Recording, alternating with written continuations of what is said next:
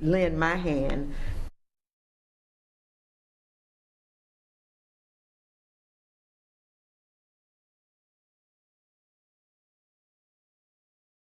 Would do the roll call, we'd appreciate it. Great. Frederick Atkins. Greta Campbell. Present. James Dozier. Here. Fred Elliott. Here. Randy Kreis. Joe Mazurkowitz. Here. Harlan Parrish. Here. Dennis Perlman. Here. Michelle Perez Macias. Here. Brian Rist. Dan Severinson. Sia Sherman has an excused absence.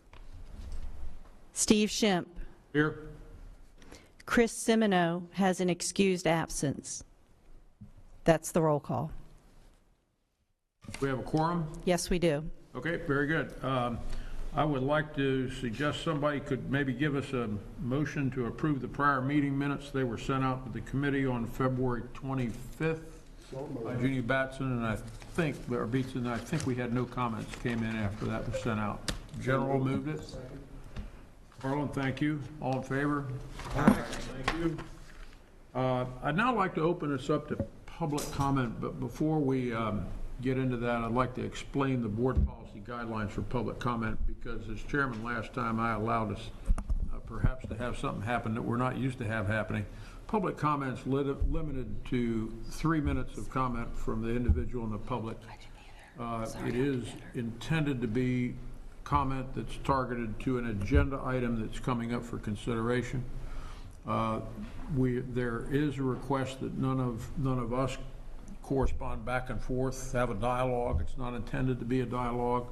And if comment is appropriate, that'll be made at the end of the public comment period by the chairman. And I would remind you that we did have one public comment about a year and a half ago that I think the comment that was made at the end of it, of the public's, was, well, that issue belongs in the long-range planning committee, and it's not in our purview, but we will refer that to the long-range planning committee, and it had to do with Lehigh High School that, now has been kind of moved up on the order of things. So is there anyone here from the public that would wish to comment?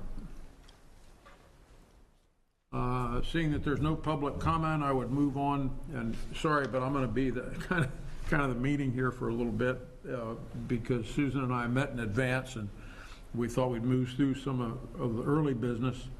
I would remind you all that the remaining board meeting dates in 2022 are June 23rd, September 22nd, and December the 8th.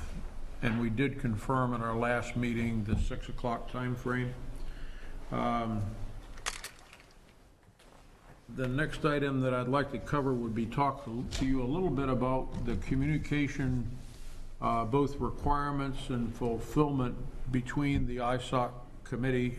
Am I not using this? No, and I should be. So when we're speaking, if you could please pull the microphones towards you. You could have just yelled at me, and it would have gone down just fine.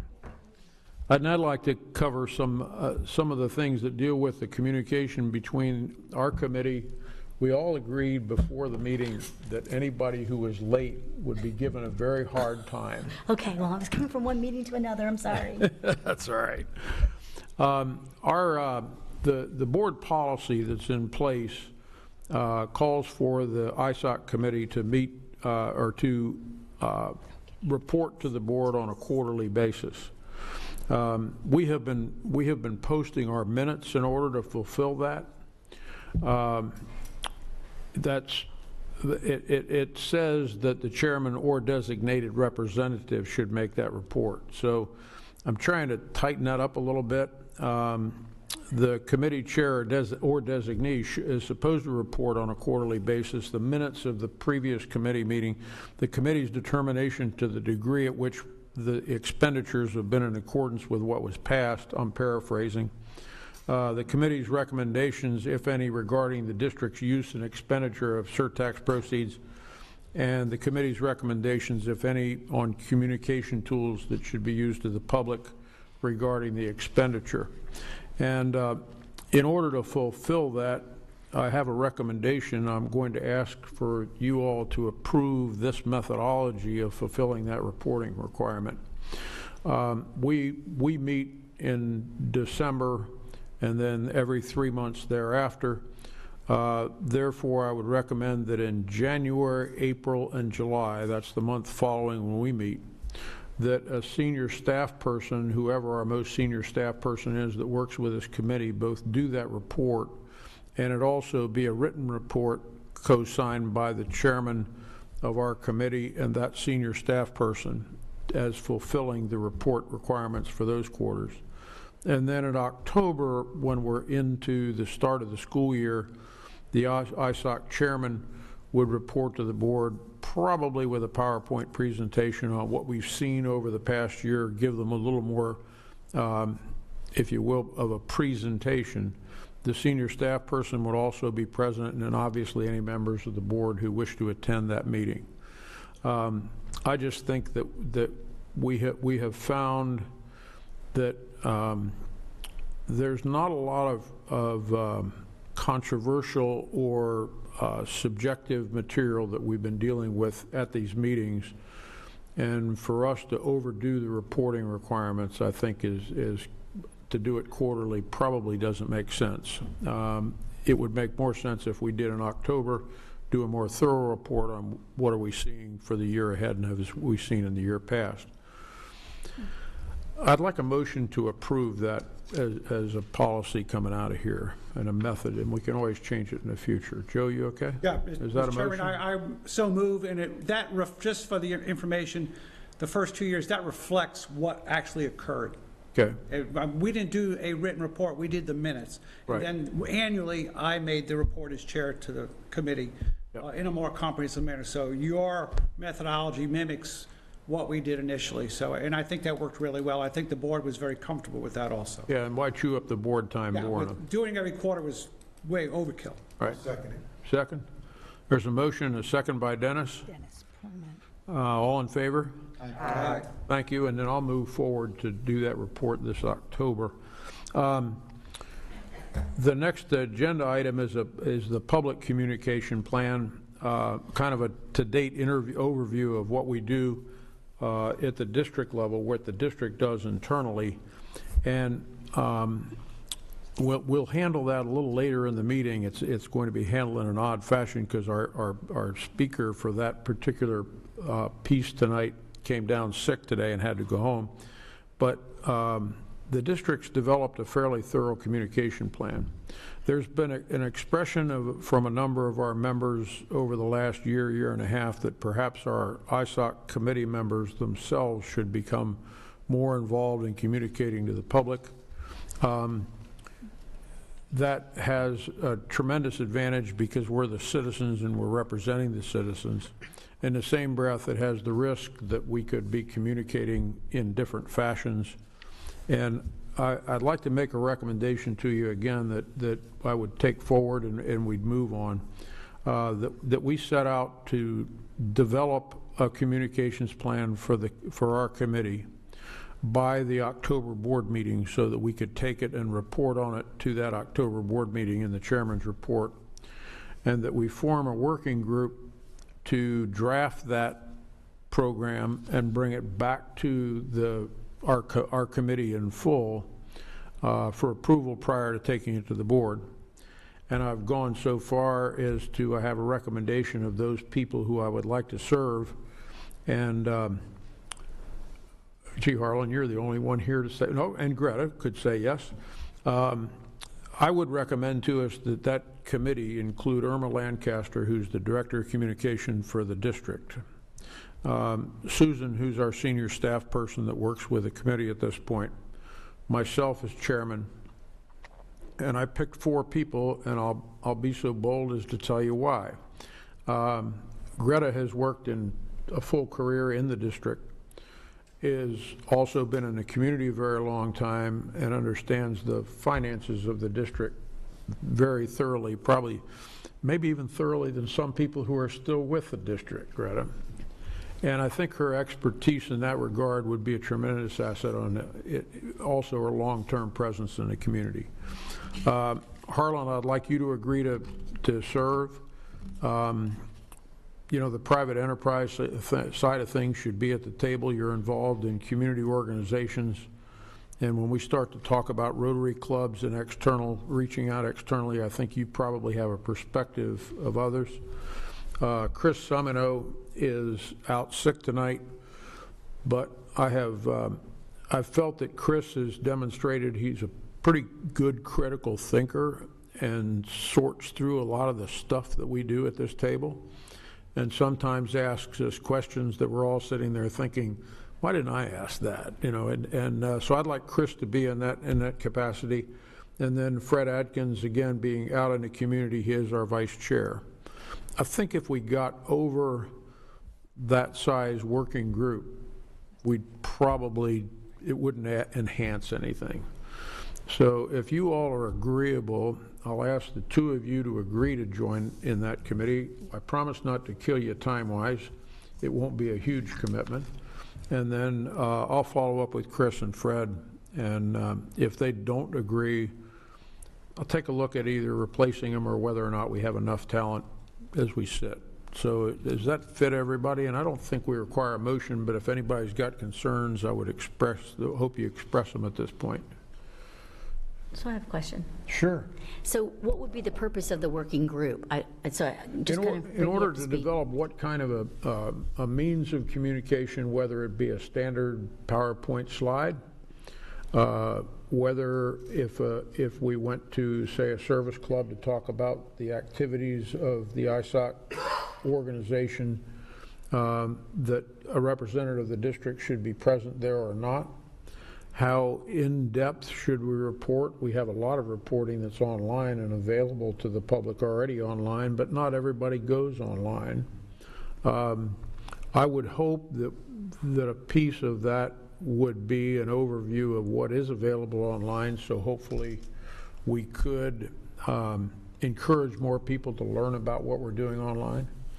And the overall purpose is to demonstrate as best we can to the community that in fact this thing that they voted for is having a positive end result, number one, and number two, it's been our experience so far, it's now almost 3 years, isn't it, that we have found that the district has been handling the funds properly and they've been put in the right spots.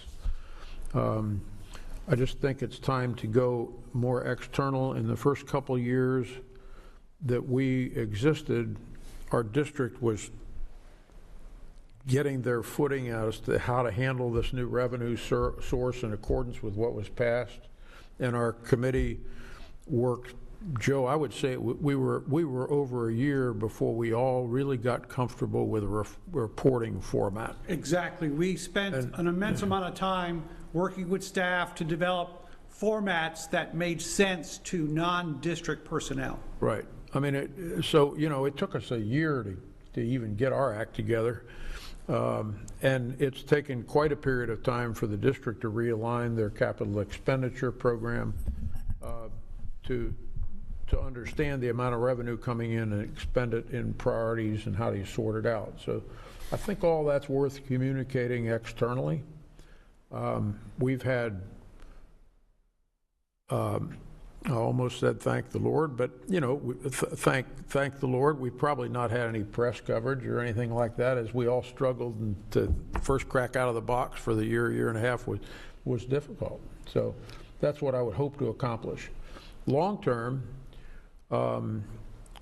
personally, I'm of the opinion that if this sales tax stayed in place as on a long-term basis, that it would be an incredible tool to elevate the quality of the Lee County schools to even a higher level. And my motivation is to communicate to the taxpayer how much it's both accomplished and the fact that it's been handled right.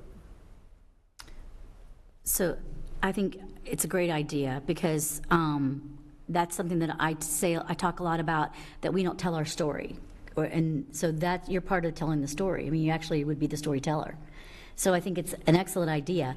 My only thought is that your working group, why would it be inclusive? Who wants to be on it to do that? Like, it would be a whole Anybody. collaboration effort versus just singling out a few people. I mean, that's my only thought, is that I just would want anybody that would want to be involved in that, especially, you know, starting, you know, getting your PowerPoint thoughts together, and I don't know, just the collaboration itself. I would think I wouldn't exclude anyone. That's just my opinion. Thank you. That's primarily driven by my experience in business, that if you get too big a crowd focusing on a task, it gets burdened down and it doesn't get accomplished very efficiently, number one. And number two, I think that this committee will have plenty of opportunity to review what we come up with and give comment. I would look to tailor it as a result of the full committee seeing it. Okay. That's my thinking. And frankly, guys, this was all pulled together by me working with Susan and making suggestions. And if you guys don't like it, you need to tell me, and if it is the pleasure of the group to go a different direction, I'll be more than happy to go a different direction. I think it's a good idea. Okay. I concur. Any other comments? I mean, that's why we're having an open discussion here. Okay, so I'll move on that, and I'll contact Chris and Fred. So, and thank you, Greta, Harlan, I appreciate it. The next piece I'm going to turn over to Susan, but before we do this, I'll tell you the point of handing you this. This is a report that's been pulled together by the district. There's a limited number of these, so I would like you to take it and read through it. If you're reading through it and it's not going to leave the four walls of your home after that, perhaps you could return it to Susan. I think we printed 600 in the whole district, and it's not an inexpensive piece, and we'd like to get as much mileage. Or in the alternative, if you want to take it to your groups of people that you have breakfast with, all 150 people every week, and talk about it, great. You know, the purpose of this is to take it as far as we can in the community. It's yours to enjoy, and I think you will find it very interesting. There's some interesting information. So with that, I'd like to tell you that regrettably Irma Lancaster went home sick today. She was supposed to give you all a report on the efforts of the district staff at communicating to the public, and she's unable to do that. So we're going to skip that this time. We'll bring that up at our next meeting. But in the meantime, I'll turn it over to Susan, who will describe to you where we are with the Florida Gulf Coast University Economic Impact Study. Thank you, Mr. Shemp. This committee requested that we consider an economic impact study to determine how the sales tax is impacting our community, how we are reinvesting, and what those results look like.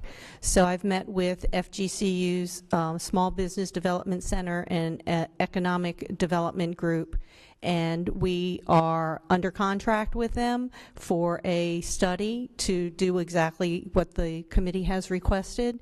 It'll be about a 6-month timeline. So in the fall, we can expect FGCU to representatives who conduct the study to join us and to share with you what they have learned to date about the reinvestment of the sales tax in our community. Great. I have a question. Can they complete that ahead of our report to the board in October? It would really be pretty cool. I will ask for that. I will make that request.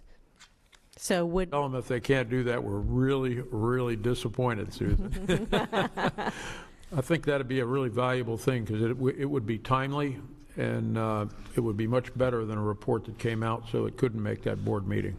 I'll make the request for an early September delivery. Would that be acceptable? So we could at least take the highlights and share it with the board. That'd be worth doing. Great. Get it at our September 22nd meeting. Pardon me? We could look at it at our September could. That's correct. 22nd meeting, which is prior to your October. Right. Those reporting months were chosen as they follow our meetings. So, okay, very good, Susan. Our And- next agenda item is the review of the sales tax funded projects, and that'll be presented by Frederick Ross. Am I correct in that, Susan? Yes, that's correct. Mr. Frederick Ross is our recently appointed Executive Director of Operations, and today he is going to give us the update on sales tax major projects that are presented in lieu of Scott Rickenbacker. Frederick, I'll warn you before you start, we really bite hard here, so, Right. I was told. I think that's why Scott sent me tonight. welcome. Yes, thank you. I appreciate it. So yes, just an update on some of the projects. I may not be able to go as much detail as Scott goes, but he has provided me some information. So first is our J Elementary and MM addition. If you can go to the next slide for me. Really in the design phase for this one. Still have completed the design for the addition for the middle school part. Still working on the interior part of the actual elementary, but this is, a part of our intent to add seats and add schools to the west zone, to the east zone, and this project is scheduled for June 2023 for substantial completion. All right. Our next one, Riverdale High School, is a campus renovation. This one's a little more ongoing right now in doing some of the permitting stages. The design is complete for the on-site, so they're actually doing this one in phases. So this phase one that they're currently working on, they're moving the softball field, and then looking into phase two where they'll be looking at the gym and the science building. Also, currently they're moving a crossing light from Buckingham Road to where the new entrance will be. So this campus renovation is ongoing with substantial completion of the all phases in 2025. So again, over there in the east zone, another project that will again add some additional seats there. Next project, Franklin Park. Now, I've actually been a part of this one, so it's kind of really good to see this design and process, really working with the architects and the construction manager. The principal, Ms. Freeman, is heavily involved, and also the community. And it's kind of the renderings I've seen is really going to be nice, really going to be safer for the children. A lot of walking in this community to this school, so it's much going to be a safer sidewalk access, and going to be very nice when they're done. So but this is still in the design phase. Hope to have some renderings and have that complete for a July 2024 substantial completion. This one will require a portable campus that's going to be over by our James Stevens school location. So they will be also mobilizing that portable campus. All right, Fort Myers Tech. Again, another campus renovation. I think this is going to be a real innovative looking tech school for them. They're renovating, so there's going to be looking like storefronts. So for the mechanic shop, if you're coming to get your car repaired by the students, they're going to be able to serve you, and it's going to kind of look like a real life business situation, and that's going to be like that for several of the different trades that they're working on and renovating there for Fort Myers Tech. So right now we're awaiting their GMP, so they've wrapped up the design phase, and the construction contractors are getting those quotes, developing that GMP for that August 2023 date. And then lastly, pre-K edition at G. Weaver Hips. Again, also in the design phase, still waiting on that GMP. They actually said they hope they have that anytime now, but completed design and looking to get those quotes again. That's going to be a pre-K edition, similar to the one, I think that was also James Stevens, where a pre-K edition was also done recently. So those would kind of be the updates to our major projects that we have going on. I'll stop there for any questions on those. Yes, Ms. Campbell. My question is, and I understand the portable school that will be Franklin Park's existence for a while.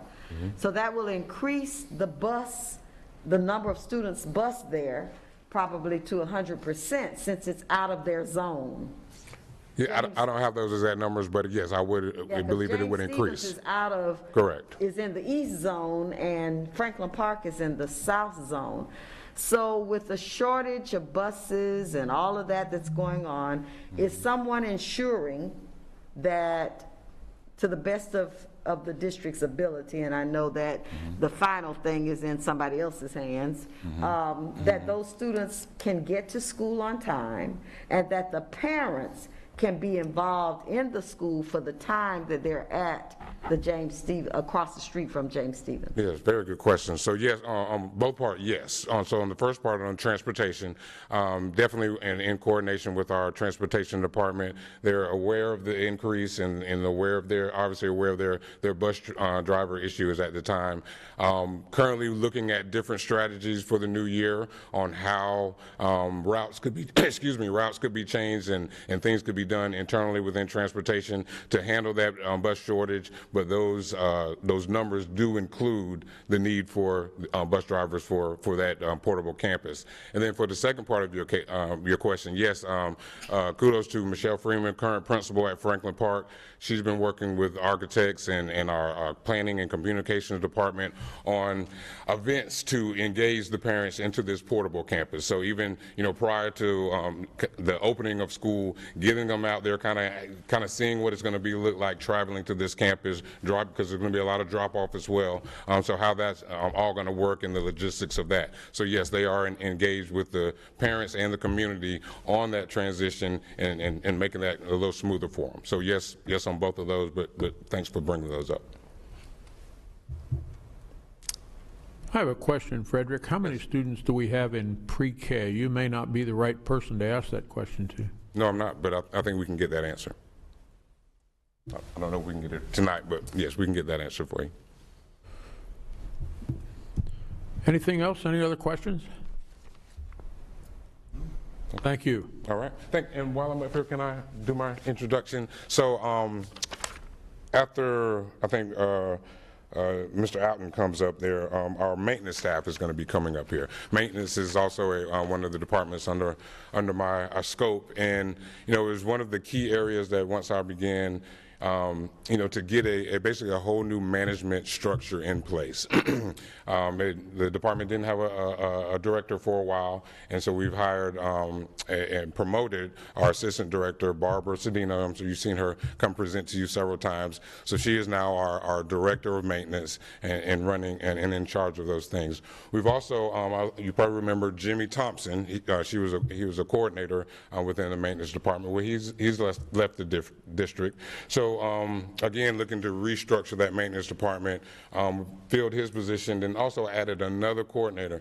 On a lot of these projects that are going on that they're beginning to talk about here in maintenance, and we just needed a little more leadership, a little bit management coordinator at that management level to help push and get these projects through, and as well as the other SREP and other daily operations of the maintenance department. So we have both of those new coordinators, Chris Stuber and Sean Brady here, and along with them, filling Barbara Cedino's assistant director position. Actually had second rounds interviews for those today and looking to fill her spot. So the four of them would kind of round out this new maintenance management staff. So wanted to introduce them to you as they come up so you can kind of welcome them in their new roles. And we're looking for great things to come out of this new maintenance organization.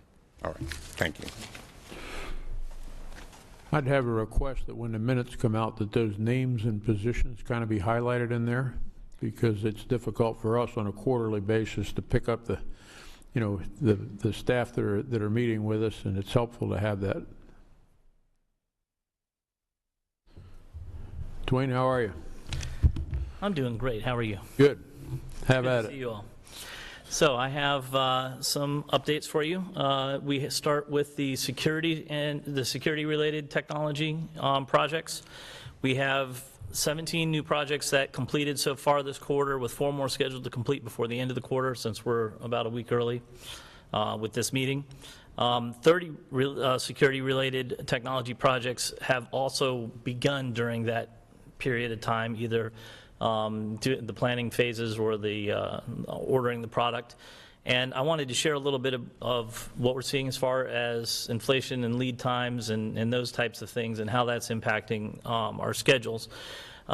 Interestingly, lead times on European products have improved. So some of our products do come from Sweden, but the majority of our products come from Asia. And the lead times on Asian products have remained consistent until recently. They started getting out there for a little while, and then they remained consistent for about, I want to say about 5 months.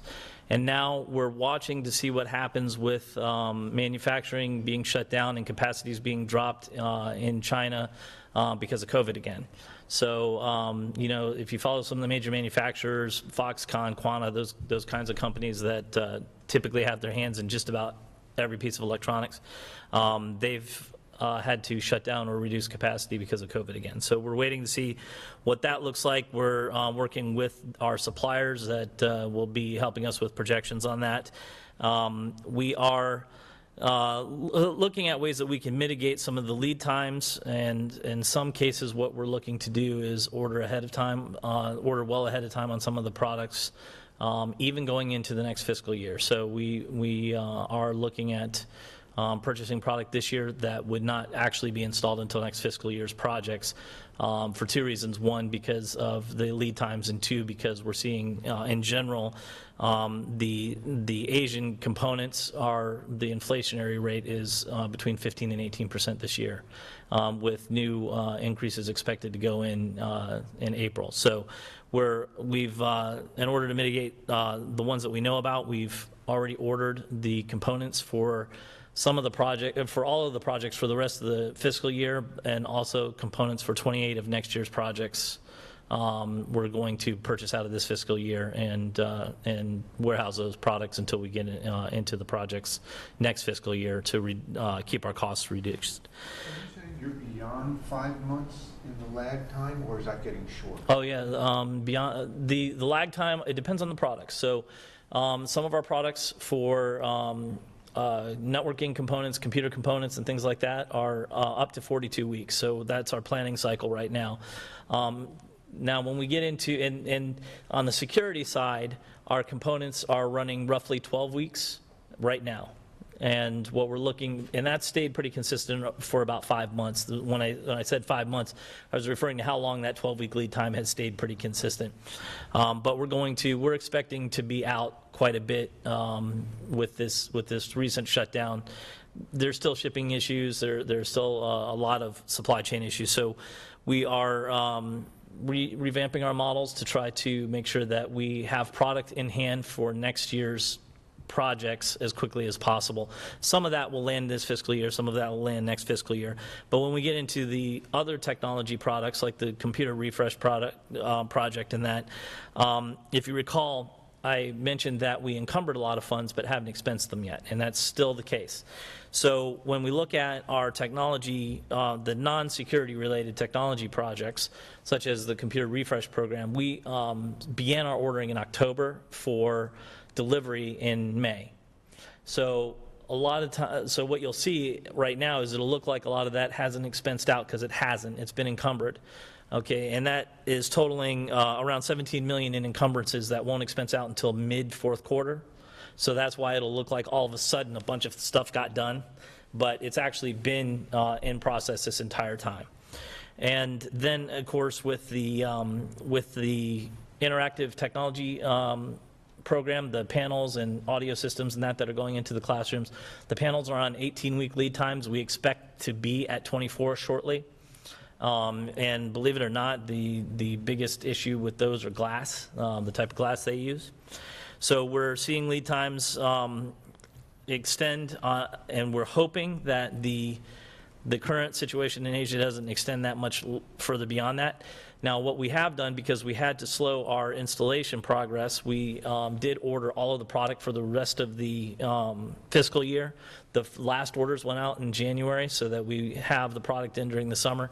So we believe that the product that was originally scheduled to be installed, all these projects that were scheduled to be completed by the end of the quarter, which would be June 30th, will probably extend out to late August, is what we're looking at with that. And at that point, we are hoping to be caught up both with the work that has to be done in there and where our advanced ordering meets the delivery timelines.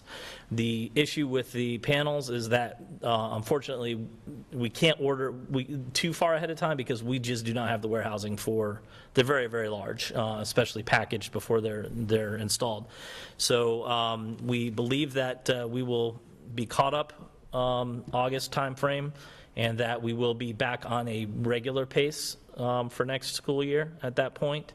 I will say that manufacturer, because we deal directly with the manufacturer and with those projects, we get much better logistics information from them than we do some of our other, where we're going through resellers or OEMs that are manufacturing from components that they're sourcing from Asia. So, but all in all, I mean, we've got this quarter we were down to 5 schools getting the interactive technology packages, with 3 more scheduled to close before next week. So that brings us to 8 for the quarter, which is a little bit slower than we'd like to be because we had to push in second quarter. But we have the remaining projects, we think that we're going to be on time by, or we'll be back in sync by late August. So that's these are turning into logistics updates more than they are financial updates, unfortunately, but I did want to share anything that impacted, price, timeline, and anything that you may see that looks unusual in the report, since we tend to encumber a lot of money and you don't see it expense out until later. Questions from the committee? Joe Mazurkowitz? You mentioned that you're going to address inflation. What's inflation look like? Not at just what you're buying presently, and then projecting out 6 to 12 months. So right now we're looking at, just in the next quarter, we're looking at a 15 to 18% increase in security components, and those are ones that we've already ordered for the ones that we're anticipating that we're going to have we're going to see large increases. We've already ordered for the next fiscal year, and we got those orders in before the price change, which is April 1st. We're looking at probably a 9% on general technology is what we're estimating. And even though some of these contracts are time and materials where we're paying a percentage above cost, some of these are fixed price. However, those fixed price contracts do have a force majeure clause that allow the vendor to come back and, because of industry changes, submit new pricing for district to accept. We think that we're going to see around a 9% increase on the general technology items. When we look at the interactive panels, we're not planning on an increase in either the panels or the audio systems.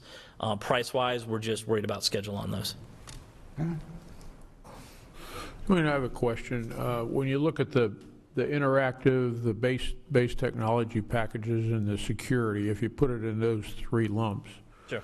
what I realize you won't be able to give us an accurate number, but what would approximately be the percentage of expenditures that would not have happened without the sales tax?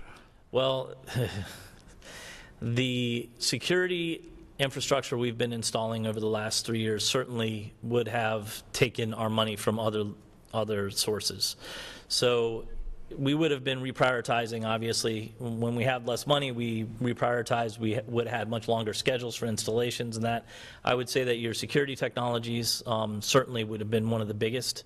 I don't believe we would have gone to a full one-to-one in elementary school without it. Even with COVID coming in, I don't think we would have had the resources to go full one-to-one in elementary. We would have remained one-to-one at middle and high school. We would have remained a shared computing environment in elementary. And certainly the interactive technology package would not be as robust and would have been it would have been a 7 to 8 year installation timeline and refresh cycle instead of a 4. So I think that we were able to implement the technologies in much more quickly than we would have. Well, I know we were able to implement much more quickly than we would have. Obviously, when the sales tax hit was also around the time that the Marjorie Stoneman Douglas situation occurred, so security was being prioritized as the most important thing, so that would have meant that those other projects would have suffered or been pushed off. Right, that would have still happened, but other things would have lopped off the backside in your department, yeah. Yeah, our security implementation also would not have been as robust as it is. We don't necessarily share the information about the density of cameras and things like that, but I can tell you that it would have made it's a huge difference. That number is $39 million in fiscal year '22. That's a big number. So, thank you. Any other questions from the committee? All right. I believe that next Thank is Barbara Cedeno. And Barbara, and you're bringing your two new maintenance, the wrong word might be supervisors, with you to report. And Barbara, congratulations. Thank you. On the promotion. That's neat. Now we're going to all hold the whole community is holding your feet to the fire to do a great job. Yes. So while they're walking up here, I just want to let you know that I was looking it up. We have about, as of our cycle 6 enrollment, we have 2,035 pre-K students. Okay, I was just curious as that number. That's a bunch. Okay. Good evening again. So they're actually my coordinators for the department, and also in the audience I have Mr. Spurlock. He's our facilities project manager for maintenance services, so the whole team is here this evening. So with that being said, the first slide consists of the most recent projects that we have completed. They consist of 2 blind upgrades and multiple paint projects. Next slide, please. And how we're going to do this presentation this evening is that we're going to take turns. They're learning as they're in their new role, so we're going to be practicing, with this communication that we're presenting this evening. So, Chris? I'm Christopher Stuber, one of our new maintenance coordinators. Please be kind. This is my first go-around. This slide here represents a paint project that we had at Orange River Elementary. We noted that there was cracks and mold, mildew, and flaking of paint. These issues were repaired due to the fact of water intrusion. We wanted a safe working environment for our staff and students. All issues have been resolved, and as you can see by the pictures, that the paint has been completed.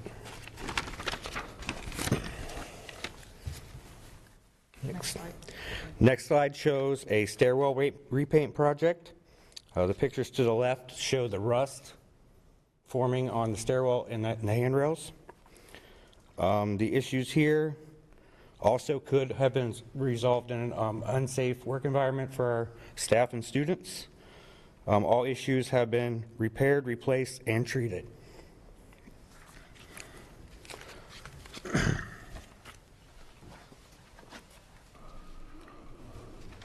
Hi, Sean Brady, maintenance coordinator.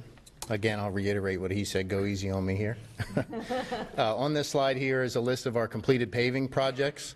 A lot of this work needed to be done for trip hazards, cracks, uneven pavement for the safety of the students.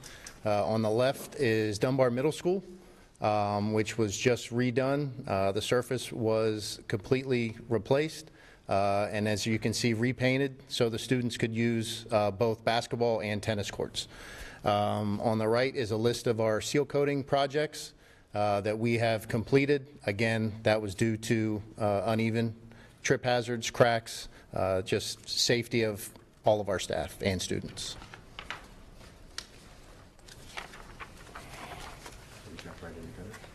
Next slide, please. The next slide here depicts our gutter upgrades. Currently, we have 8 projects in the works. The picture to the right shows our new profile for our gutters. It's aluminum based. They added an extra brake and extra mount supports for durability purposes.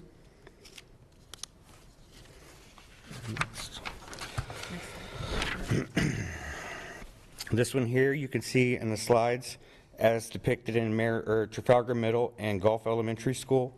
The rust has caused a waterfall effect. It's also creating water intrusions into our campus, so the water's not flowing properly to its drainage points. In addition to this, Littleton and Mariner Middle School, or Skyline Elementary School, it's been noted that we are adding new gutters. As you can see in the pictures, it's creating a pitting effect in the concrete. It's also causing washouts, which makes it unsafe for our staff and students.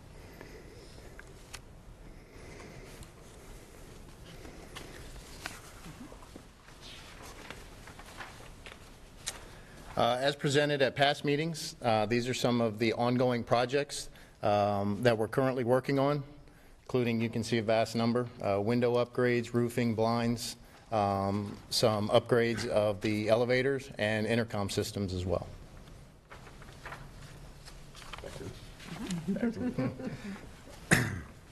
This slide here, it depicts a bathroom flooring upgrade project we have going on at Trafalgar Middle School. The gang restrooms in the gym, the epoxy floor coatings are flaking. It's become unsanitary. They can't clean it. So what we proposed is we're going to go back with the sheet vinyl that we're using now in our kitchen upgrades. Our maintenance staff has pulled the partitions. We'll put them back. It's scheduled for completion this week.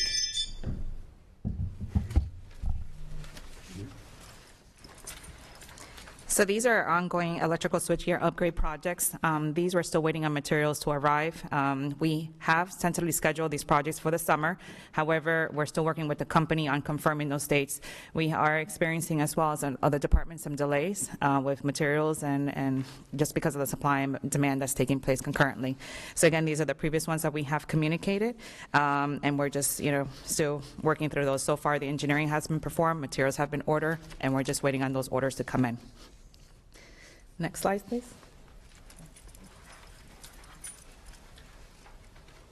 Here we have some more ongoing projects throughout all three of our zones. Flooring upgrades, emergency generator upgrades, bathroom upgrades, walkway covers, chillers, cabinets, you name it. Pretty much all of maintenance is covered there, a lot of it. So this is one project that we are about 90% complete. It's a chiller replacement project that's taking place at Dunbar Middle School. This is actually a 350-ton air-cooled machine that we are replacing. There are two currently at the site, but only one needed replacement because the secondary one was replaced last year. The great thing about staying on top of these repairs, again, is we're in a subtropical region. We don't want these units to fail. Thus, taking these proactive approaches will be significant for our schools. This particular unit actually had issues with its coils leaking. Therefore, the need was definitely there to go ahead and get this replaced. Additional chiller upgrade projects that we have ongoing are Bonita Springs Middle School and River Hall Elementary School. Those are only about 10% complete. Those orders have been submitted. We are scheduled to receive those next month. Again, we're working with these contractors on locking in those dates. We have also experienced delays in this category as well.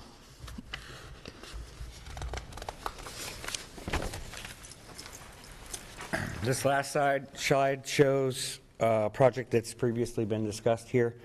Currently, with this one here, the contractors have been chosen, and we're in the architectural and design phase.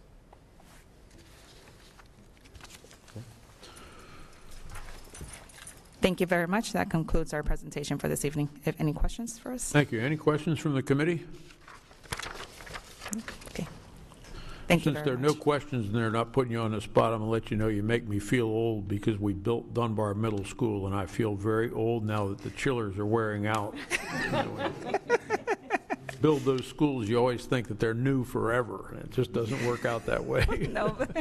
Thank you. The next portion of our agenda is the revenue collections and projections. And for that, I'd turn it over to Susan. Are you taking that one? Kelly Letcher will be presenting this, our Director of Budget. Okay. Actually, I'm going to just tell you for a minute, in your packets that were sent out to you, we sent you the 10-year sales tax plan. In one of our previous meetings, we had discussions about what the out years look like, so I wanted to make sure to share that information with everyone so that you could see that in the out years, we are not just paying debt, we are paying for other things. So I just wanted to share that, and of course, it will be ever-changing like all of our plans are. And at this point, I'm going to turn this over to, just like Barbara's doing, I have Matt Acosta from my office. If you remember, Sarah Cox used to do the presentations for you, and Sarah is now the CFO in Hendry County, and Matt is replacing her. And so I'm going to turn over and let Matt talk to you about the budget pieces and the financial part. Good evening, everybody. So this first slide we're looking at is our projected revenue to actual. And what we're looking at, as you may know, we receive our revenue about 2 months behind when it's earned. So what we're looking at is earned as of January. So, and that is for projected and for earned. So as of January, we were projected to earn $247 million, and that's through the start of the sales tax, and we received 266 so far. You can see for FY21 that we exceeded our budget, our projected budget there, and for FY22 we are looking to do the same. So, you know, these last 2 years we've kind of been very conservative with just all the events that have gone on, and but we haven't seen necessarily the drop that we maybe thought we were going to receive. Thought what was going to happen. So we are happy to see that, and that we are looking that we will exceed what we projected so far.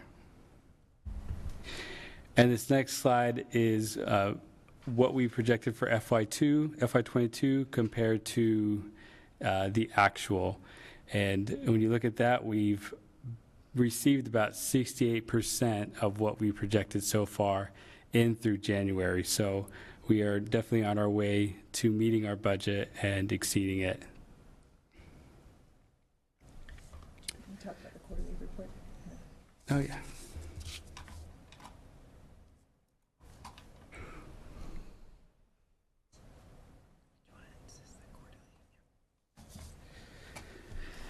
So you see here is our quarterly report. You asked previously that we limit the amount of information on these slides so that it's more presentable, and you asked and we listened. So we are showing Q1, Q2, and Q3.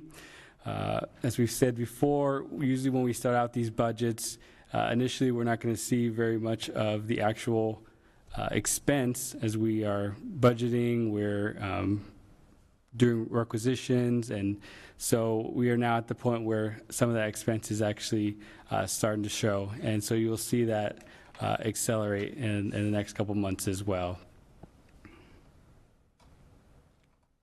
Questions? I have a question, the revenue tracking slide. The projection for fiscal year 22 is $87 million in round numbers, slightly less than the 21 revenue, but when you look at the actual on a per month basis, we're running way ahead. That would suggest that we're going to beat the heck out of the $87 million budget, I assume. That's correct. Okay. So if we were to do a projection at this point, we probably are going to run up in the 95 to 100 range. In initial projection, we're looking at around the 100 range. I realize that, you know, if you show us anything optimistic like that, you get real worried about making that statement, but, you know, the numbers are pointing that direction. Yeah, we definitely will be looking at reviewing that, and that number kind of trickles down to what we're looking at for the next couple of years. So right. We're reviewing those projections, and you should see, as Kelly shared before, that document is ever-changing document that will probably be affected as well, and we will hopefully be able to present that to you at our next meeting. You are going to get a 1% of that 7% inflation number too. 7, 8%. So, any other questions? Any discussion related to the financials or the projects from the committee? Our last slide here is just the annual. So we are showing 21 and 22. So you can see where we, about 12 million that was over our projected last year, and we are going to definitely match that this year. Good. Questions? Thank goodness we're in Florida and we're open, right? Pardon me? Huh? Thank goodness we're in Florida and we're open. Yeah, thank you, People are spending money. I have one question. With the influx of people moving here, can you guys hear me? Could you please move your microphone towards you? Thank you. My question is, the budgets are based on what has occurred. Michelle, you'll have to get it closer to you. These are kind of, there you There you go. go. Can you guys hear me? I thought I was loud enough. With the influx of people coming in here, are you guys looking to update these projected budgets? Because they don't seem like they're in line with what's actually happening within the community. Yes, that is correct. We're looking at updating them. Okay. These were written out in early 21, and so we've seen that Florida has remained open, and not only that we've increased. So we're now having to go back and see how we can reflect that in our projections. And how soon are you guys looking to look at this and maybe update these? So our hope is to be able to present that to you at the next meeting. Okay, thank you. I've learned more about it in some of the meetings I've had with Susan. Just for everybody's information, that there is a committee, and I'll have the name of this wrong, but I'll call it the Financial and Capital Projects Committee. Is that pretty close?